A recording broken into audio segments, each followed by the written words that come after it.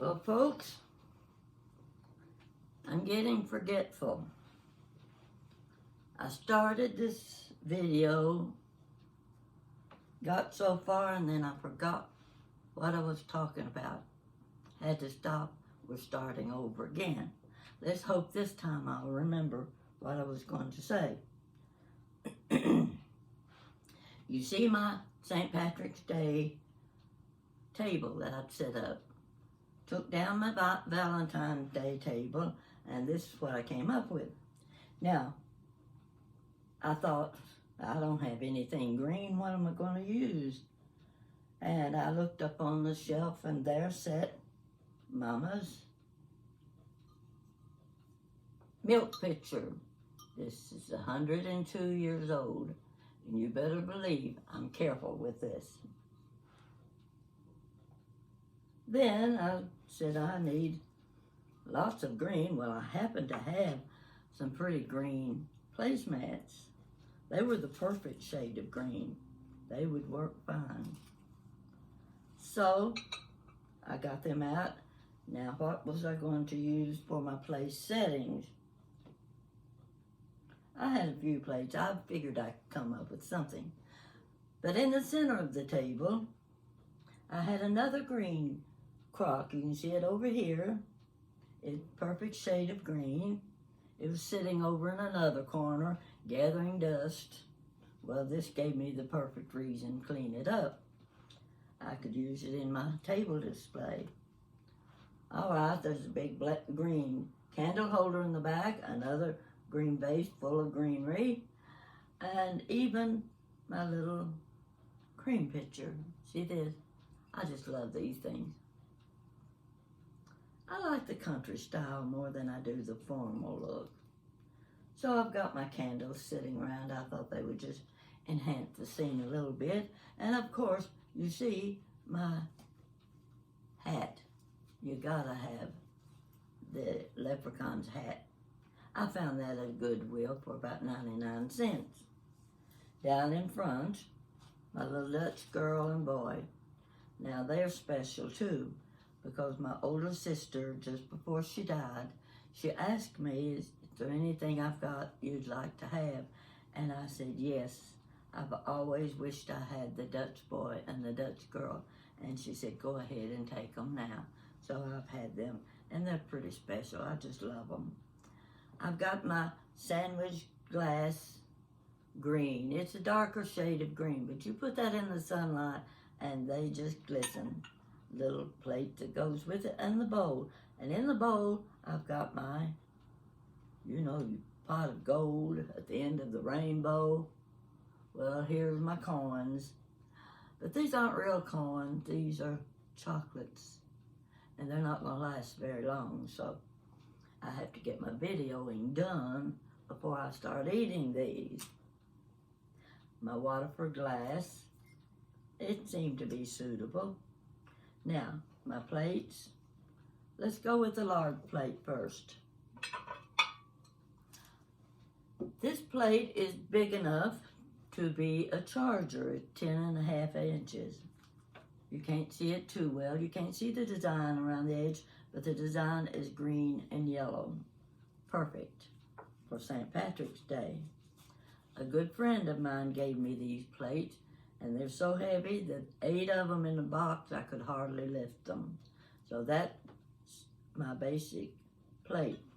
The next layer is this, also a Goodwill purchase. Now this isn't the kind of plate that you use to eat off of. It's mostly the type you would hang on a wall. And I had 2 of these, green, see the green. It goes next. The next plate, another Goodwill find, and of course for 99 cents, I had to buy it. It has a little saying on it. It says, find the seed at the bottom of your heart and bring forth a flower. There's a pretty flower and a butterfly. And I put it in the center. The other place setting has one with a different verse on it. I want you to see my little frogs. I was in my daughter's kitchen. She had these sitting on a cabinet shelf, and I picked them up and I said, I'm taking these home with me. She just said, okay. They're very cute. It's hard to see from this distance, but I think you can zoom it in and see how cute the frogs are. And there's one on the plate on the other side. This one looks like he's getting ready to take a nap, which is what I usually do when I get through with my video. There's one other thing I want to show you, and it's my napkin lady. Take a close look at her. Those are napkins. Now on the back side I didn't put any, so you can see the slots where you slide your napkin in, or you can use lacy handkerchiefs. If you've got a set of lacy handkerchiefs that you could put in one of these, they're just beautiful. Now this is an item that's rather rare. You won't find very many of those when you start looking in antique shops. So I'm thinking I'm going to have to blow out this front candle because I don't want to take a chance on burning my greenery. So let me blow that out. There we go. The others are okay. All right, that covers my St. Patrick's Day table. Now, if you want to come visit with me, we'll have a chicken salad sandwich and a piece of cantaloupe or something. I've got fresh strawberries too. So I'd be glad to sit across the table from you and we would chat for a long time. Next thing I want to show you is just, it doesn't have anything to do with St. Patrick's Day. It's something I've had at least 50 years. My mother gave me this. It's wrapped in tissue paper. I'm going to try to show it to you so that you can get a close, good look at what I'm showing you.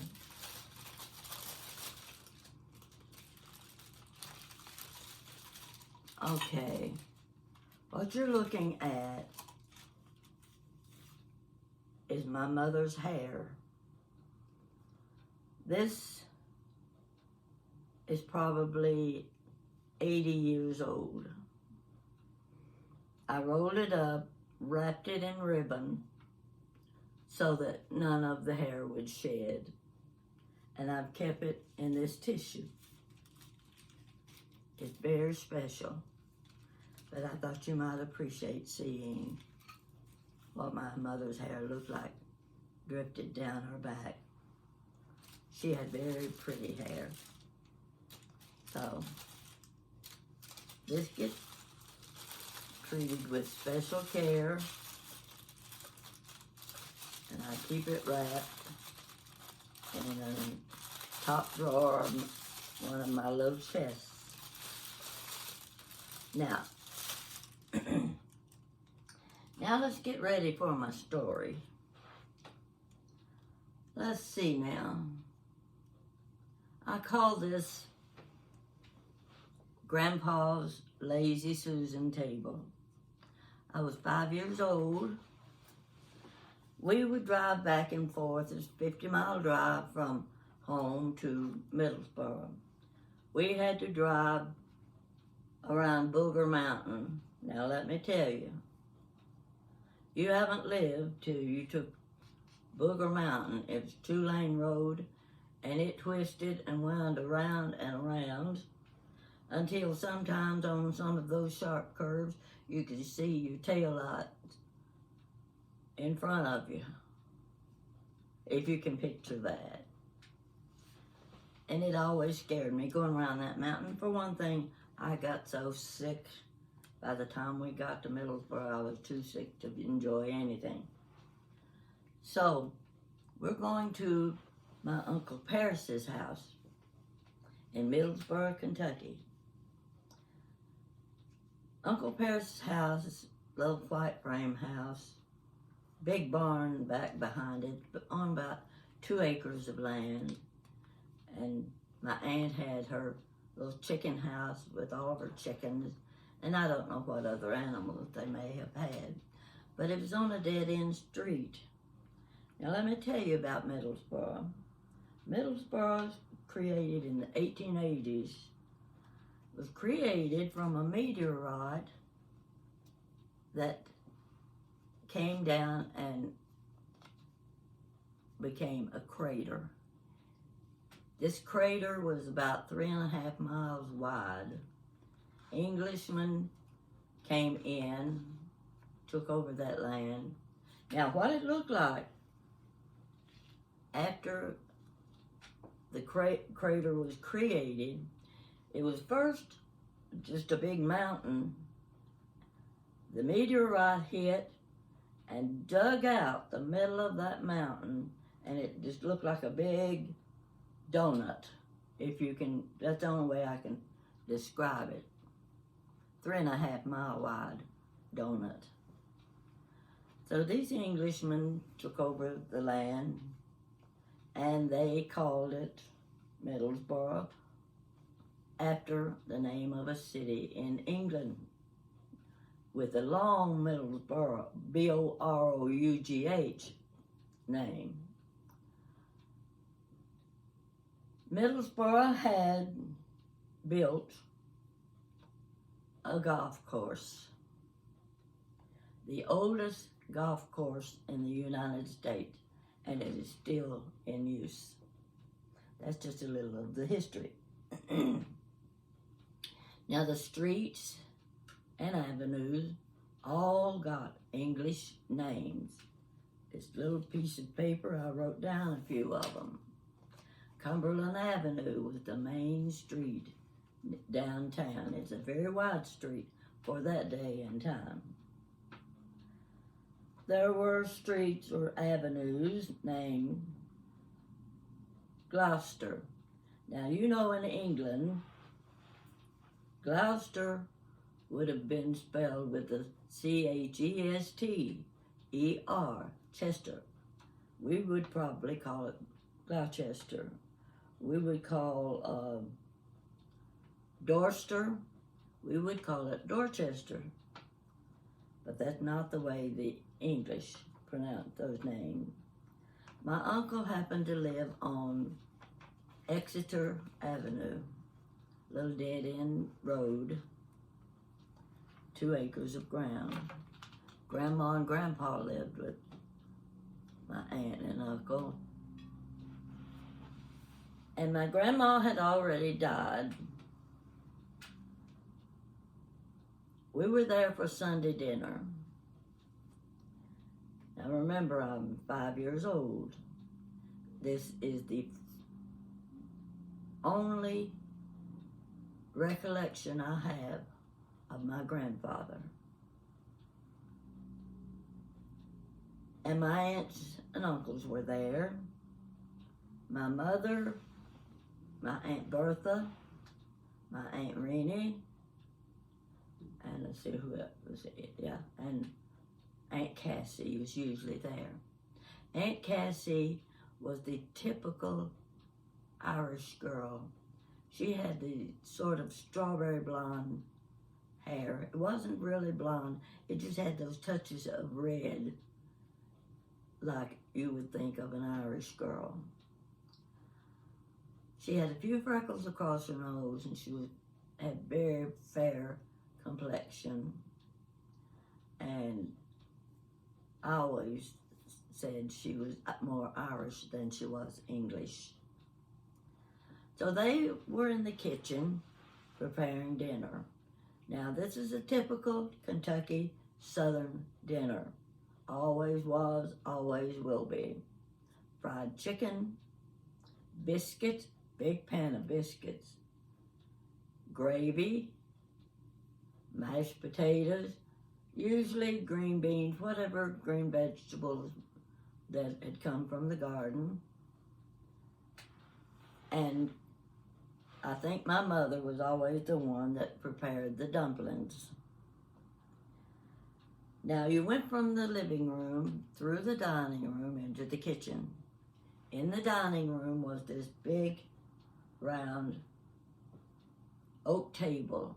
It was a big one, probably 5 feet in diameter. It took up most of the dining room itself, even before you put the chairs around the table. And sitting up in the center of it was what was called a lazy Susan. I'd say every one of you have had a lazy Susan on your dining room table at one time. Now the lazy Susans we had were about this big. You might have a little tea set on it, or 2 or 3 candles, or flower arrangement. That was your decoration for your dining room table. But this lazy Susan table was built by my grandfather. They called him Pap. He wasn't a very tall man. Handlebar mustache that he kept waxed. Very serious man. Very creative person. Could build almost anything. He'd owned a general store. He'd had 200-acre farm where he sold his fruits and vegetables to the market in Middlesboro. He had a grist mill.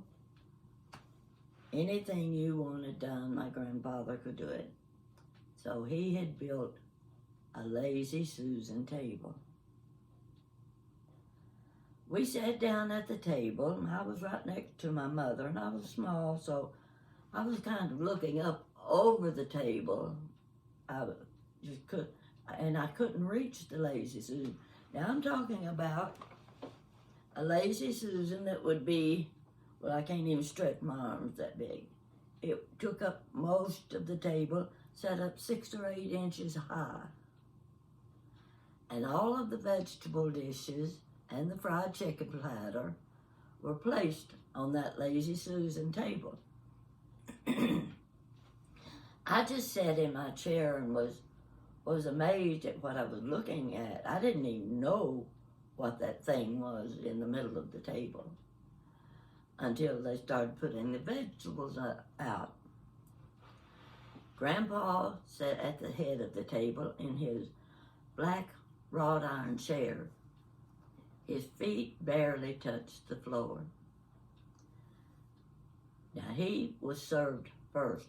The vegetable plates were placed on top of that big lazy Susan, and he took a serving first. And then he turned, when he took a serving from the lazy Susan, then he turned the lazy Susan one section at a time, the size of a vegetable dish. And he took a helping from that dish onto his plate. While he was doing that, all of the other people around the table were taking a portion from the dish in front of them. And the dish, the lazy Susan, continued to turn all the way until it got back to Grandpa again. Now, I'm sitting down here looking up. I couldn't even reach the lazy Susan, but I could hear a grinding noise. It was coming from inside that table. What in the world was it? And what I didn't know was inside that table was it was like about a 12-inch diameter post. That's the only way I know to describe it. But inside that post was a huge bolt. It was the mechanism that caused the lazy Susan to turn, and you could hear it grinding, and I had no idea what that noise was. Okay, Grandpa always drank buttermilk. I can remember when he pulled his glass away from his mouth, buttermilk covered his mustache. Everything I'm seeing and hearing is new to me. I'm just as quiet as I can be as my mother fills my plate with food. Now we finished our dinner. All the kids headed through the living room to go outside. I'm getting a frog in my throat, and it could have happened at a better time than right now. Okay, they've all run out the front door, going out in the yard to play. And Grandpa has moved into the living room. He's sitting in the parlor. He slept in the parlor. His bed was to one side of the parlor.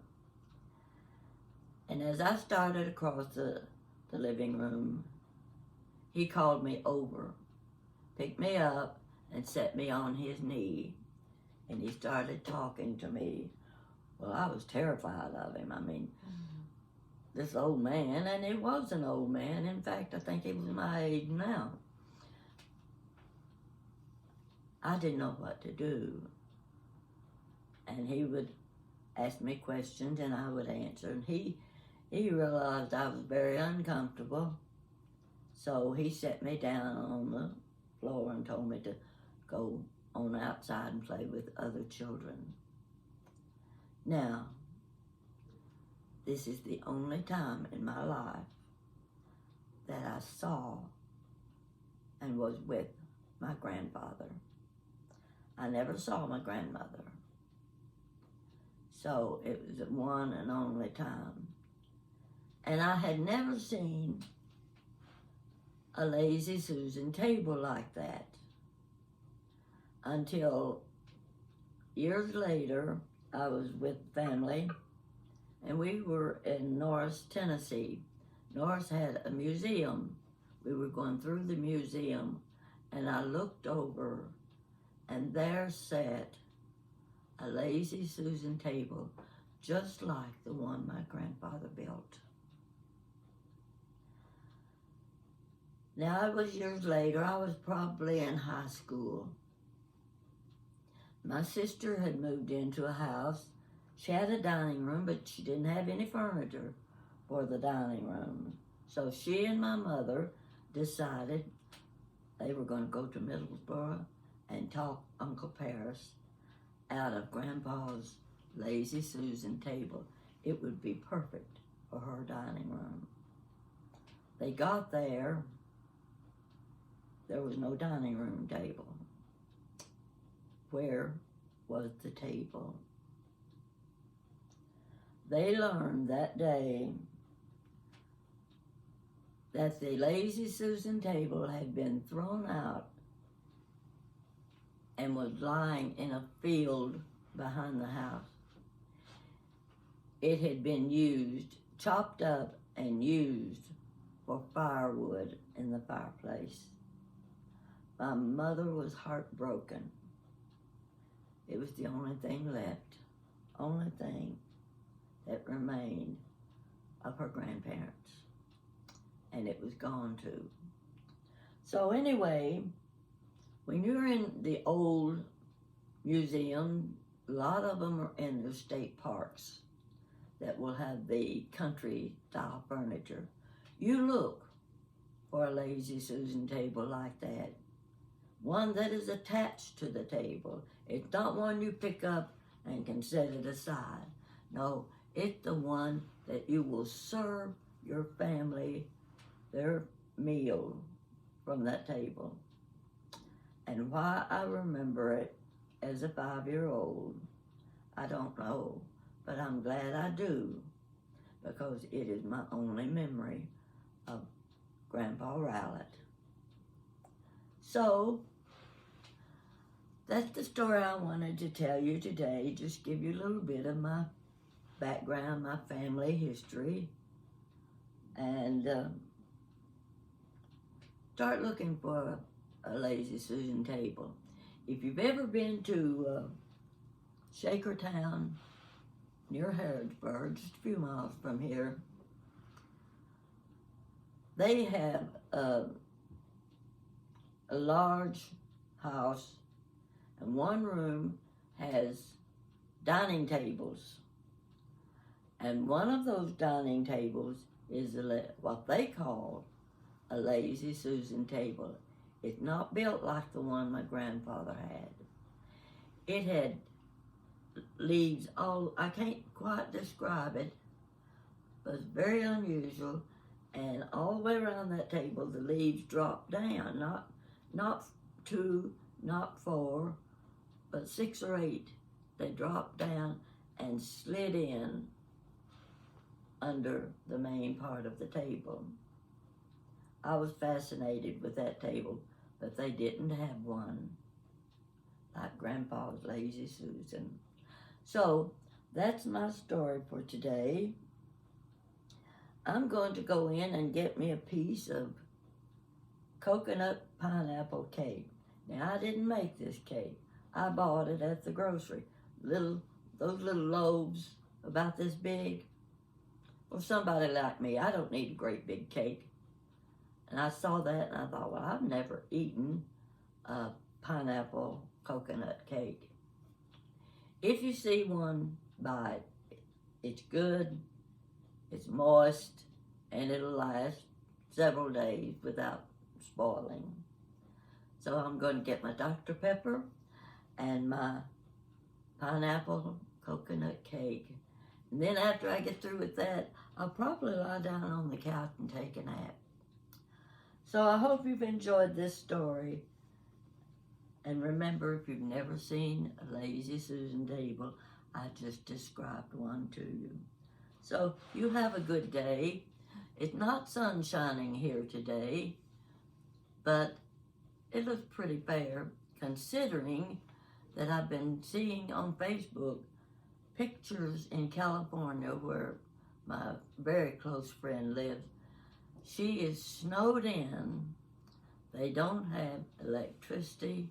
They don't have any kind of power. They can't get off the mountain. People can't get up the mountain to them. I don't know how they are staying warm, but the only thing I can suggest is get you a barbecue pit. Fill it full of coals. Light those coals. You can heat you up some coffee that way. You can even prepare your meal that way if you need to fix something hot. So that would be a little bit of help. And then if you have to, you can stand there and hold your hands over the barbecue and get them warm enough till you can withstand the cold. I'm hoping this goes soon because their trees are even split lying on the ground. It doesn't look good, but it sure takes beautiful pictures.